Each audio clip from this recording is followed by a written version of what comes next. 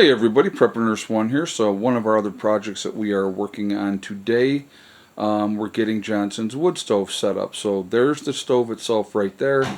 He's got cement board for the floor. He's got fire brick that's going to go on the floor. That'll get set up once everything else is done. We're going to go outside here in a second. I'll show you. We got the hole cut. We got things set up this way. This here, it's got the clearance in here. The black pipe will meet here. That'll come off down into the wood stove. So he does have that turn, which is here. Okay, so that's going to get into that spot right there. Okay, so there's plenty of clearance. I'm just going to set that there for a second. But plenty of clearance for that to come down. Then you're going to have your black pipe come down to the stove. But we're not going to do that part of it yet until we get the cement board down, get the fire brick on there, get the wood stove set on there so we can get the measurement of how much of the black pipe we're going to need. Now, he has, how many black pipe did you pick up? Three. Okay, so he's got 3 black pipe, and you guys are going to go, well, that's too much. He doesn't need 3, he needs 1, which is probably going to be the case. He's only going to need 1, but eventually that black pipe will wear out. So having extra on hand when you need it down the road is actually a smart thing to have, because obviously, as we've talked before, 1 is none, 2 is 1, and 3 is 2. So the more that you have redundancies of things, the better off you're going to be. So anyway, so the cement board is right here. There's 2 pieces. One's going to go on the floor.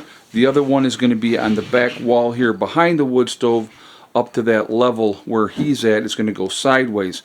He has insulation that he's going to put in here first before we put the other piece of cement board up. And in that way, he can also do a vapor barrier if he wants to as well. Behind that, get his cement board on there, which is going to keep the heat from, the wall. And that's kind of what you want to make sure of that. Now we're going to go outside, and there's going to be one thing that I'm going to point out about outside. So we're going to go out here. Oh, all right. So you have, with your chimney coming through the wall, then you have your piece here that is on. Let's see if they got that. Yeah, he's got that on there. But this pops off, and that's a clean out. Okay, that's one area that you can clean out.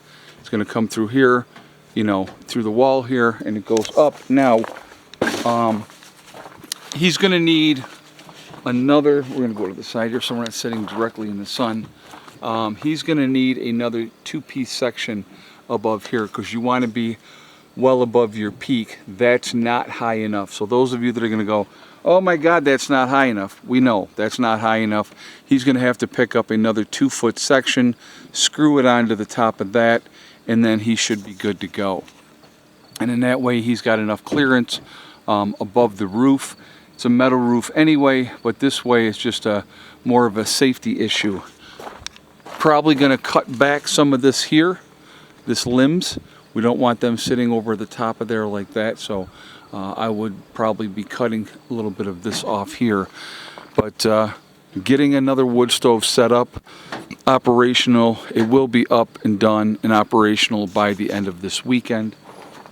So that's just another step in the progression of what we're doing here. Now, he also has his water tanks here. He's going to be getting gutters to go down the side of the building on both sides so that he can do rain catchment. You get the gutter on the front as well and collect the rainwater off the roof to be able to have, his own rain catchment system. The water totes will go on the back side. Why the back side? See where the sun is, guys? Okay. So he's going to catch a lot of that sunshine on the back side. Will heat the tanks up more, help also keep them from freezing. So, and again, once they're all spray painted black and they're sitting back there, that's not going to be an issue. So, just like I say, again, slowly working on getting everything squared away. I gotta ask him, hey Johnson, Yep. So between the wood stove, the wall kit, the extra pieces, what do you got invested so far? About 1,400? Let me see. Wood stove. It's about, if I remember right, 350, 400. Okay. The wall kit is about $100 extra dollars. No, the wall kit was 450. Oh, okay. Yeah, so you're looking, there's 850 at least. Yeah, 850, and then the two extension, that's the extra 200. Maybe add one more, that's another 100. So, yeah, that's 300 there. There are the inner pipes.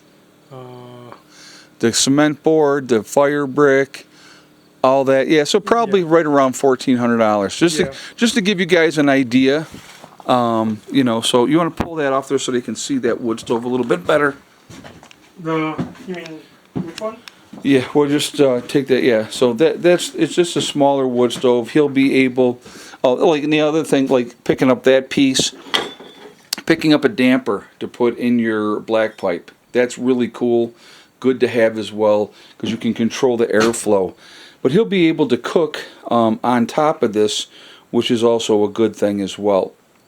So, what I'm going to recommend to you, Johnson, take that outside first, start a fire in it, so it burns off all the paint, all that stuff that you want to have, that you don't want that smell inside of your building. Let it cool down, then I would do that like now. Okay. Because we do have to hook everything up, but you're going to want to get a fire in here first, because you want, there's like a layer of whatever kind of paint. You don't want that smell inside. So is that a very lingering smell, or? Yeah, it would be. You don't, and you don't want that in here. So, okay. So, I mean, it doesn't have to be like, you know, you're not making a roaring blaze for hours and hours. You just get a fire going in it, throw some, you know, a decent amount of sticks in it, let it burn. It'll cure everything, get it all burnt off that needs to get burnt off, and then you'll be good to go. And then, you know, we'll get everything else set up, bring it back in, and then you'll be good. Got it. Okay. All right. In that case, yeah, I'll probably do that. Hopefully by tonight. Right. Well, we got to get stuff set up so we can set it up and have all the pipe just so and ready to go to get in here, and you'll be good to go. But that's another step, folks. I would highly recommend if you're getting a new wood stove, take it outside, do your initial fire outside.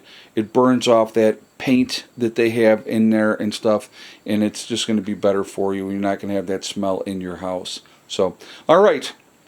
I'm going to jump off this video, but this is what, like I said, again, now we're going to have a third place here on the homestead with a working wood stove, which is really important, and we just continue to work on that. And next month, I know we're going to get Roy's wood stove set up and his hooked up. He has all his pieces he needs. We're just waiting on a couple of pieces of pipe for him. So anyway, guys, we're going to jump off. Have a great day. I will talk to you later. Prepper Nurse 1 out for now.